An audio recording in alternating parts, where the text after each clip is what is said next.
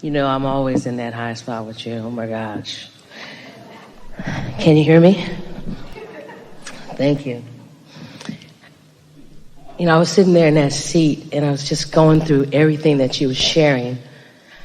And at some point I went into this appreciation mode. And I couldn't help but to cry these tears of joy. Because I was so happy that it took me to a place where I remember praying and asking for help as a child. Asking, who am I? What am I? Where do I come from? This doesn't feel right being here. So are you saying to us that right from an early age, you could feel when the calibration was off? Yes. Your guidance system was active even at that early age. You could I remember feel that the calibration. Yeah. I can remember that. And I was saying, thank you so much. And at that time, I only knew the name of God because that's what I was taught. And I knew I was different, but I was being shot down with every belief. I was shot down as a child to just expand and enjoy life. And I remember those times. I never even got sick when I was little, you know? Do you know, this may surprise you, but each one of you coming in to this human species, you knew coming in it was going to be a rough start. No matter what you were born into, you all knew that that beginning was going to be you being new and knowing what you know in a sea of others who had forgotten. And you knew that there was going to be a strong pulling toward the ways of the humans and away from the power of source. You all knew that, you see. And some of you remembered the feeling so strong and were determined to get back to it, and others just sort of gave in until it became absurd enough that you can't stand it, and then you come looking for it. I remember that. I do. And as I take my experience and bring it to this moment, right now I can see where all of you helped me to get in alignment at that time. Oh, never stops. Never stops. But that's not the point. That's true of everyone. The point is that you were open enough to recognize it, and that's unusual. It happened, and I experienced those things by default, and I didn't understand. And until they trained me into thinking these things, and I kept saying, well, I never thought about that then. Why am I having such a problem now? It just flowed. It flowed, and you know why? Because best question ever. Did you get her question? So when she was little, there were maniacs all around her. But they didn't bother her then. And now there are maniacs all around her, and they are bothering her more. So the question is, why didn't they bother me then, and why do they bother me now? And the answer is because you were very well calibrated as you came in, and then it dissipated a little more. And that's why we're talking about calibrating now, through meditation, through segment intending. In other words, it's like being reborn, reorienting yourself to your natural vibration so that just like it didn't bother you then, it doesn't bother you now. And the results of that will be you'll care less about what others think, and people will be offering an opinion to you about something that formerly has mattered to you, and you will understand it. You will understand that it's where they're coming from, but it has no reflection on you. I so much enjoy this word that you picked, calibration. Yeah. I mean, I was in this seat with the word satisfaction, and I experienced the satisfaction, and then I got into the word fine-tuning, and then you said no tune, but the calibration, oh my gosh. That word right there. What's so nice about that is that calibration, it's like if you sing in a quartet, you can feel your harmony when it's on and when it's off. Esther is a really good harmonizer. She sang in quartets and trios, and she got so good at harmonizing that if she was singing with someone that was off, she could harmonize with their offness and then it still sounded good. And that's what a lot of humans do. You calibrate with the offness of those around you so that you can stand it. But the more you connect to who you really are, the more your true light is what you've got to calibrate to. And others don't take it very well. But when it's not bothering you, it'll stop bothering them. If you're bothered by everything that bothers everybody, then everybody's bothered all the time. But after a while, if you're not bothered by it, and they notice you're not bothered by it, after a while, they get tired of being bothered by something that you're not bothered about. Because the whole reason that they wanted to bother you to the point that you were bothered about it was to control you. And when you're not bothered by what they're bothered about, then you're free. Yes. What this calibration means to me is you're right, I don't want to be tuned to anything else and calibrate. I don't want the things around me to calibrate me because, first of all, I'm already rebellious. Are you saying to us that you want to set the tone and you want things to acquiesce to you?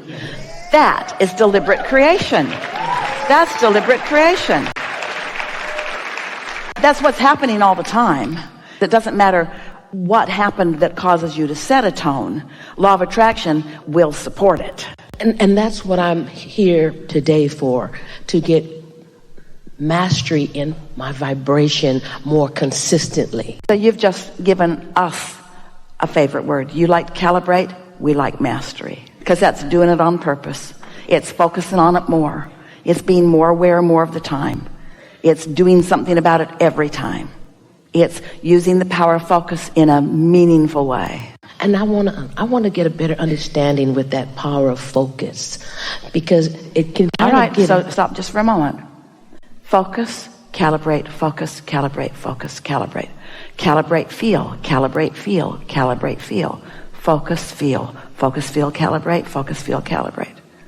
Focus, feel, calibrate. That's how. It's not about the subject, it's about the way I feel. Because you can use a subject like God or a subject like money, and it activates a whole bunch of different feelings around a room, because different people feel different ways around it. But when you identify what bliss feels like, and what expansion feels like, and what love feels like, and what appreciation feels like, just calibrate to that. So the words that we've used before calibrate, they go together in a little trio. Identify, which means notice it. Isolate it, which means focus on it. Calibrate, which means get really good at focusing on it. Identify, isolate, calibrate. Then you're home free on everything. So it's really easy to have somebody in your life that has a tendency to identify it, even talk about it, even wake up thinking about it, even talk to others about it. So you've identified it, and now you're isolating it, and before long you've calibrated to something that you don't even want to calibrate to, and then you're mad at them that they are soliciting it from you, because it's attraction. So if you identify something in another person, aren't they going to attract that from you? Did you hear what we said? It's attraction. They're attracting from you, you're attracting from them. So think about words like, you hurt my feelings, or you yanked my chain, you got my goat, you pushed my button. And we say, you want your goat to be ungettable. You want your chain to be unyankable. You want your buttons to be unpushable, because you've calibrated to who you really are. When you calibrate to who you really are, you don't have a goat to be gotten. So even though they want to get your goat, they can't get it. They can't yank your chain. They can't push your button, because you've calibrated to something else. And now you're not having a tug of war. There's no battle. You're in sync with pure positive energy, and everything wanted is coming to you, and they're doing whatever they're doing, but it doesn't have anything to do with you. You could be in the same room with someone who has been getting your goat, yanking your chain, pushing your buttons, hurting your feelings, and it no longer happening because you've calibrated to who you really are instead of calibrating to those conditions. That's why we call it mastery. You have to have the experience, feel what it feels like, decide whether you want that again, decide what you're going to do about it, get out ahead of it. Once it happens, you can't fix it. Once they get your goat is got for this moment. In other words, you got to start a new day or a new segment or a new moment. You got to recalibrate to who you really are and then do it again. Did you see the movie Groundhog Day? Esther and Jerry turned it on in the middle and they didn't know what was happening at first. It didn't make any sense to them at all. Groundhog Day, a movie. Did you see it? Did you not see it?